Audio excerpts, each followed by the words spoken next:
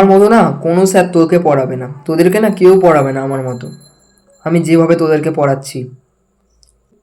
তোরা জানিস আমি কি করে পড়াশোনা করেছি? দিনে দুপুরে আমাদের বাড়িতে কারেন্ট ছিল না, ইলেকট্রিক ছিল না, তাও আমরা লম্পট জ্বালিয়ে পড়েছি। তেল কেনার পয়সা ছিল না বাবার, সেখান থেকে জল দিয়ে আগুন জ্বালিয়ে পড়েছি। জানিস তোরা, সকালবেলা ঘুম থেকে উঠে পড়তাম পড়তে যাওয়ার জন্য, 4টের সময় উঠে পড়তাম, 5টা থেকে পড়া ছিল, আবার পড়ে টড়ে এসে স্কুলে চলে যেতাম, আর তারপর আবার স্কুল থেকে এসে আবার পড়তে যেতে চলে যেতাম। তোরা বুঝবি এগুলো?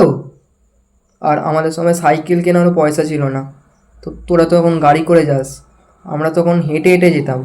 আর সামনাসামনি পড়া মানে টিউশন ছিল না আমাদের, দূরে 10-20 কিলোমিটার হেঁটেই যেতে হতো আমাদের। তোরা এসব বুঝবি?